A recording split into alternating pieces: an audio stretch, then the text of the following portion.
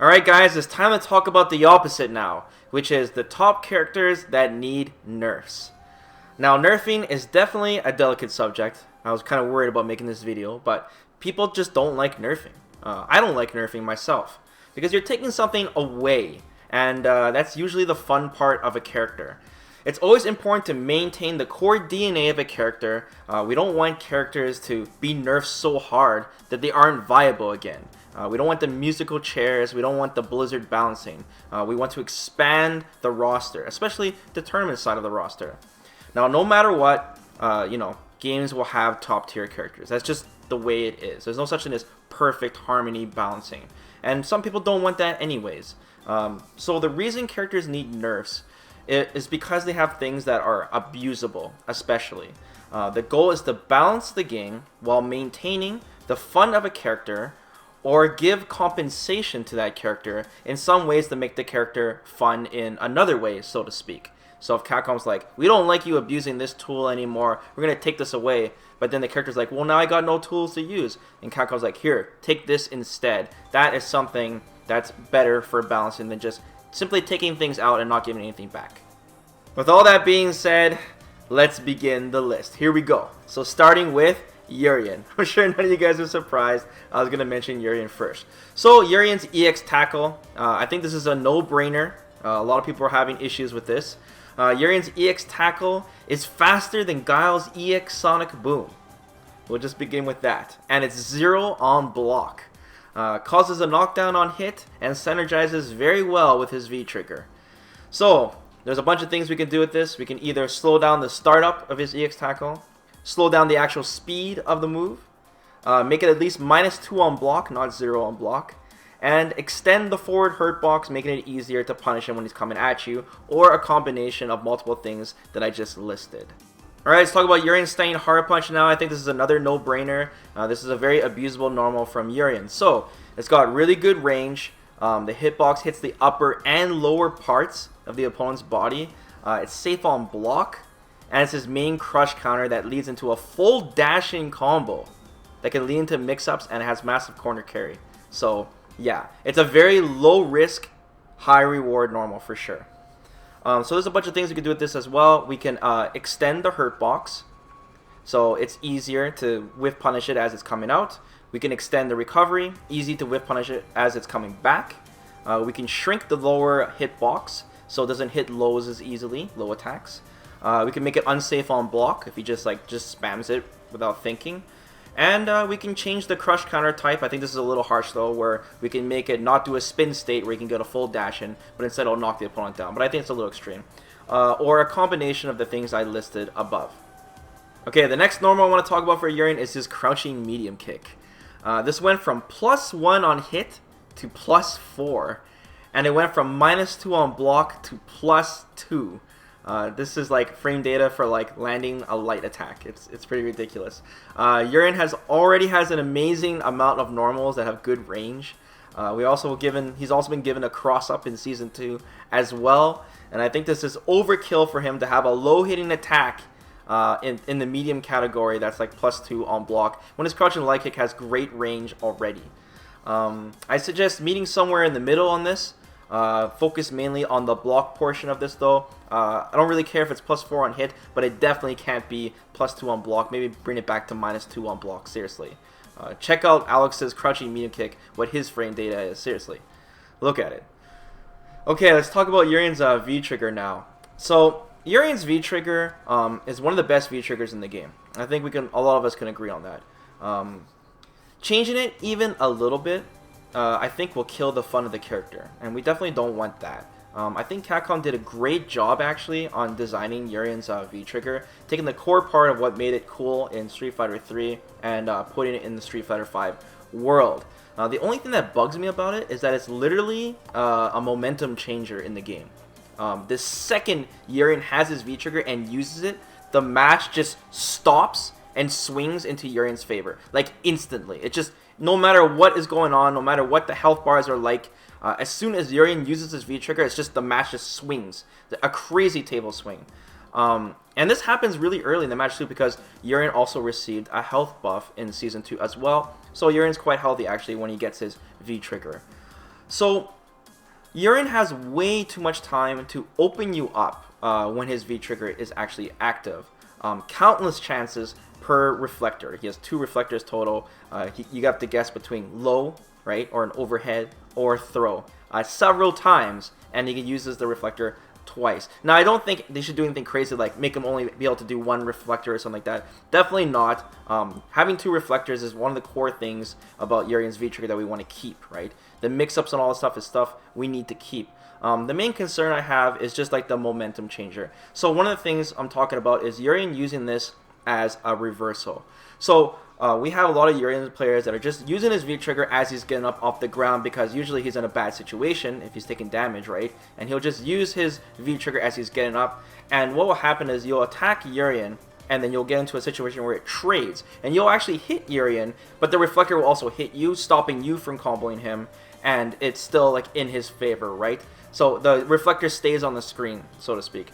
Now, I know players out there have figured out really clever ways to punish Urion for doing this, where they have like crazy combos where they're hitting Urion and the reflector is reducing the hit stun, and you can keep hitting him with normals and stuff, especially in the corner, and do these crazy long combos on Urion. That's really cool, but I still don't like the idea of Urion players doing this blindly, especially on players that are not anticipating this and know these crazy combos that they could do on Urion. I just don't like the idea of Urion players just not having any plans at all and just using such a huge momentum changer, especially with so many times to open you up. Like, you know, if you have Urion in the corner, it doesn't necessarily mean that he's in a bad situation. That's how good the reflector is. So, yeah, on top of all the other mix-ups and the other things he received. So, yeah, I don't want them to do anything drastic to the V-trigger, because that is definitely one of the funnest things about Urion. So, either, like, reduce the damage scaling, make the damage scaling a little harsher, because you get so much damage if he opens you up once. Or, like I said, I don't like the idea of him using as a reversal at all. Alright, let's move on to the next character now, and that is Guile. So, this is kind of a synergy thing with Guile. So, this involves 3 things that I don't like. His upside down kick, which is his forward hard kick, his back throw, which gives him throw loops, and his V trigger, which is 2 bars now.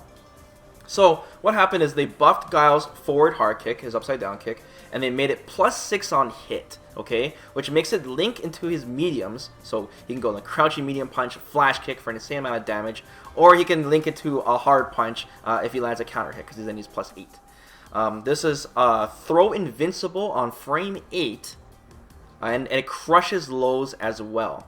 So this is an insane throw bait move. And I honestly think this is the most powerful command normal in the entire game. Then when you mix this with Guile's throw loops, with his back throw, so the opponent has to worry about getting thrown. Like, he can't just block this thing all day, right? And the fact that his upside down kick is safe on block if the opponent blocks correctly. And then you mix this with the fact that Guile gets free attempts for this with his V trigger, because his follow-up sonic booms allow Guile to dash in, get free pressure, and then make multiple attempts on mixing you up with this like trifecta, these 3 things. And then you mix all that together and we got ourselves a top tier character. The only way to maintain the fun of his upside down kick, combo wise especially, is to just make it unsafe on block. Just make it unsafe on block. Right now it's -2 on block. I think this should be -4 at the very least. Just make it -4. It's just such a powerful throw bait move, and I think there should be at least some risk to using it. Now back to Guile's throw loops. So Guile is intended to be a zoning character, but his zoning rewards him with pressure. Okay, so the synergy of him having throw loops and the upside down kick once again is just a little too much and a little too many attempts. So like I said, if they go after his back throw and they make it so it's not a throw loop anymore, then I think that'd still be good, because he's still a zoning character anyways that gets a lot of damage from the opponent just trying to get in on him. But if you keep his throw loops in the game, even if you make his upside down kick unsafe, let's say, okay, if he back throws you, you're still put in a situation again where you have to guess between him doing the upside down kick and crushing your throw and your lows, or him throwing you again back in the exact same situation. And then like I said, with the V trigger on top of this, him getting in for almost for free with that V trigger is very, very powerful. So they should go after those 2 things that synergize really well with his V trigger. Finally, Guile's V trigger itself. If Capcom does nerf his throw loops, and they do nerf Guile's upside down kick, then I think it would be overkill to hurt his V trigger as well. I think they should just stop right there, honestly. but let's say they don't, then I do think they should take a look at his V Trigger again. If they made it 3 bars again, it would give Guile more V reversals, which would help him. But V reversals did get nerfed in Season 2 as well, so we have to consider that. So even though he does have 3 V reversals, they're not that good as they were in Season 1 anyways. Alright, so the next character I want to talk about is Cammy.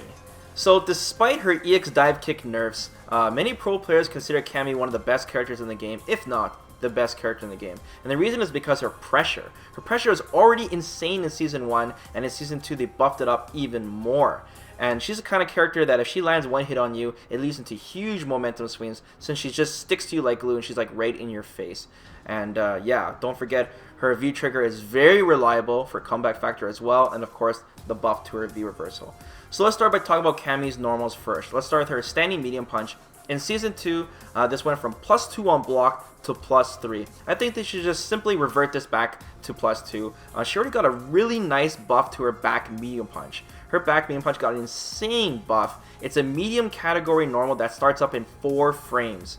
They made it so Ken's back medium punch is not even 4 frames anymore. And this is already, her back medium punch is already an excellent anti-air. So yeah, having her like 2 big mediums buffed I think is just overkill. So another thing to talk about is Cammy's standing light kick. Now I'm pretty amazed that Capcom didn't change the pushback on her standing light kick at all, since this was abused so much in Season 1. If Cammy does a standing light kick to you right next to you and you're blocking, she can instantly go into a throw. There's just like no pushback at all. I think they should definitely increase the pushback on this, especially with her insane movement speed and once again a 3-frame light attack. I think it's just overkill. Alright, so finally I want to talk about Cammy's V reversal. So straight up, I think this is the best V reversal in the game in my opinion. For one, it switches sides. It's now safe on block, which is insane for this kind of V reversal, and it no longer knocks the opponent down. She's actually +2 on hit. So just imagine like a high pressure character like Cammy being put in the corner. You do all this work putting her in the corner, and then all of a sudden she uses her V reversal and suddenly you're in the corner now. And if she hits you, it's bad news bears, because then she's +2 on hit with that kind of movement speed. It's just too much. It's scary. It turns the tables too much, I think. I think at the very least, they should make her V reversal knock the opponent down and knock them really far away, just like a lot of the other V reversals. Another thing they could do is just make it unsafe on block, just like they did in Season 1, or just simply revert the whole thing back to Season 1, because honestly, I don't think Cammy needs it. I don't think an aggressive character like this, with high pressure, that can stick to you like glue, deserves an excellent defensive tool as well for her V reversal, when she already has invincible reversals anyways. Alright, so now it's time to talk about Balrog, which is one of my favorite characters in Street Fighter V, by the way. So let's start with his EX straight, no brainer. This is the same case with Uriens EX tackle, same kind of category, except this is +1 on block. You can't make this shit up. His EX straight is +1 on block.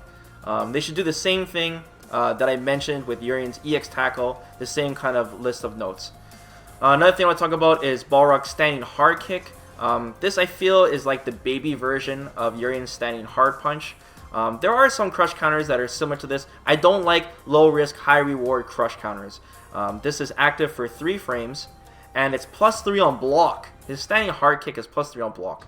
That can easily, Balrog players can just fish with this thing. If they land a crush counter, then it's a full dash in combo.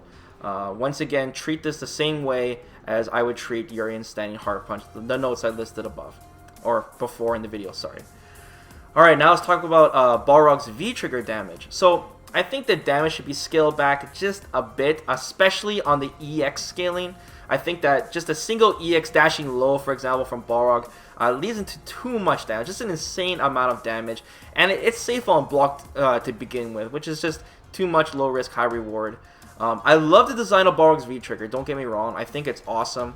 I just don't think the opponent should, you know, literally die from letting go of the block on his joystick for even a second, if you know what I mean.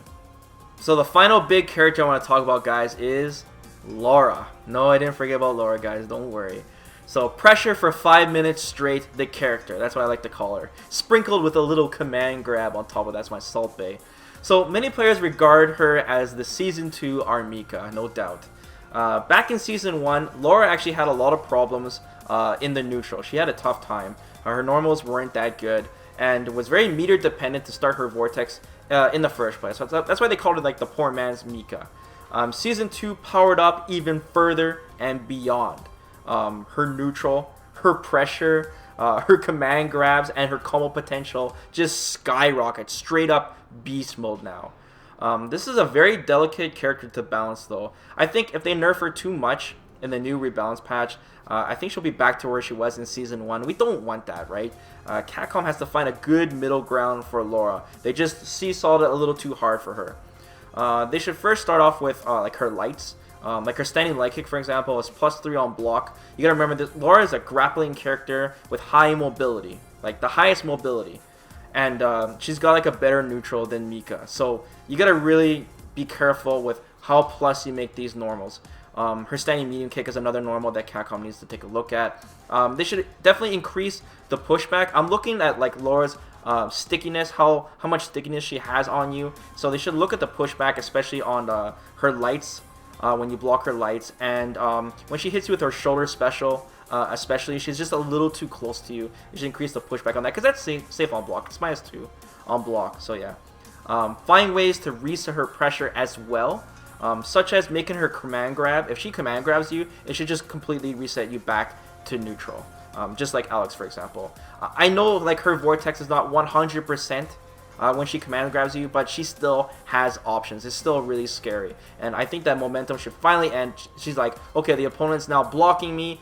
He's stops caring about the frame traps. Now it's time to go for the grab. And then, you know, the grab is complete, but then it doesn't continue the vortex from there. I think that's just overkill at that point. They should also look at the scale damage, especially on her full charged fireball. I think it just does way too much damage, because if Laura dizzies you once, it's pretty much rip. It's over, because the players have perfected her full charge combos now, and they just do so much, right? With Laura doing so much stun to begin with in the first place. Okay guys, so the bottom line with Street Fighter is that it's a game with very limited options. Like, the game is very safely made, and there's not too many crazy things in Street Fighter V. So when you have a very safely made game with limited defensive options, and you have characters with very low risk, high reward, you know, normals and crush counters, and forward moving specials, or if they have high pressure, or ways to deal with throw techs, like throw baits, for example, or strong Oki, and of course they're going to shoot straight up the tier list. That's just the way it is. Simple things like that. It's a simple formula for making the top characters really good in this game. So let me know what you guys think about this. Is there any characters I'm missing that you think? Do you guys disagree with me on anything? Do you guys agree with me on anything? Let me know. I'm really curious. This is a very dangerous video to make, because we're talking about nerfs now. It's a very delicate subject for sure. But anyways guys, thanks for watching. Be sure to like the video, and don't forget to subscribe if you haven't already. And yeah, I'll keep you guys informed on more fighting game news in the future. So take care everyone.